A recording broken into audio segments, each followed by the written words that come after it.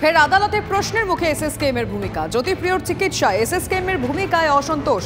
আমার মনে হয় সবকিছু ঠিক হচ্ছে না। এসএসকেএম একটু বেশি টেস্ট করে ফেলেছে। আপনার মক্কেল একজন প্রভাবশালী সরকারি অফিসাররা চেনেন। জ্যোতিপ্রিয়র আইনজীবীকে বললেন বিচারক। আপনার কি মনে হয় কেউ প্রভাব খাটাচ্ছে? বিচারককে প্রশ্ন বালুর আইনজীবীর। হ্যাঁ, তাই মনে হচ্ছে। আইনজীবীকে বললেন বিচারক। এসএসকেএম হসপিটাল মুখ্যমন্ত্রীকে সচেতনভাবে তার হাঁটুতে সেপটিক করে দিয়েছে। আবার এসএসকেএম কুকুরের ডায়ালিসিস করছে। তো এসএসকেএম তো প্রশ্ন ওটাই আছে, সমস্ত দুষ্কৃতীদের আশ্রয়স্থল হয়ে গেছে এখন উডবান ওয়ার্ল্ড। আর মোটামুটি ভাবে যিনি ওখানকার সুপার কে একজন মণিময় বাবু আছেন, সে তো সাম্প্রতিককালে মুখ্যমন্ত্রীর চোট লাগাকে কেন্দ্র করে তার যে বিবৃতি, সে ব্যাপারে যত কম আলোচনা করা যায় ততই ভালো। তো প্রশ্ন তো উঠেই ছিল, আর নতুন করে কি কোর্টে প্রশ্ন উঠবে?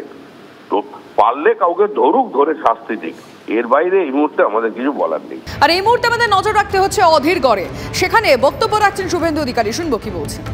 নিতে গেলে আপনারা বাংলায় কথা বলতে পারবেন তো? এমপির কাছে, এই এমপি না, ওদের যে প্রার্থী।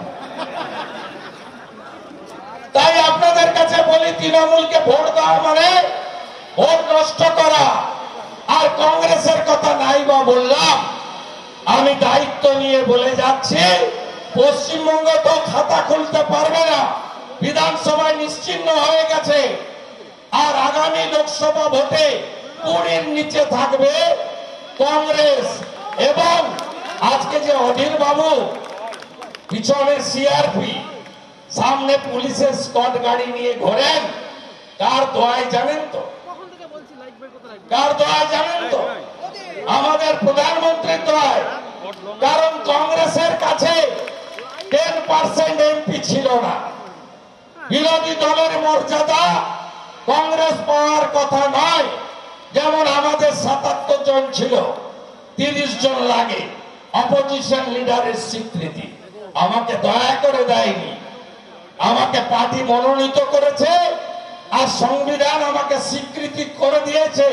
তাই বাংলা বিধানসভায় আমি অপোজিশন লিডার। অধীর বাবু যে বিরোধী দলনেতার তকমা নিয়ে ঘুরেন, তার সংখ্যা নাম্বার আছে কংগ্রেসের? নাই। কিন্তু আমাদের মোদীজি রাজধর্ম পালন করেন। তিনি মনে করেন সংসদীয় গণতন্ত্রে শাসকের যেমন প্রয়োজন আছে, বিরোধীদেরও প্রয়োজন আছে। তাই অধীর বাবুর ফটফটানি সব ভারতে বিজেপি আছে বলে অধীর বাবুর সব ফটফটানি বন্ধ হয়ে যাবে। আপনাদের এই এমপিকে করোনার সময় দেখেছেন? দেখেছেন একদিনও?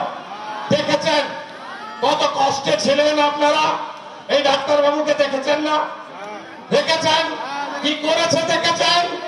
অতীত ভুলবেন? অতীত ভুলতে পারেন না। আমি এসেছি, আমি তখন ওদের মন্ত্রী ছিলাম। আমি এসেছি সিএ কে এনআরসি বলে আমাদের অমরপুরে, ঔরঙ্গাবাদে মা কালীর মন্দির ভাঙলো।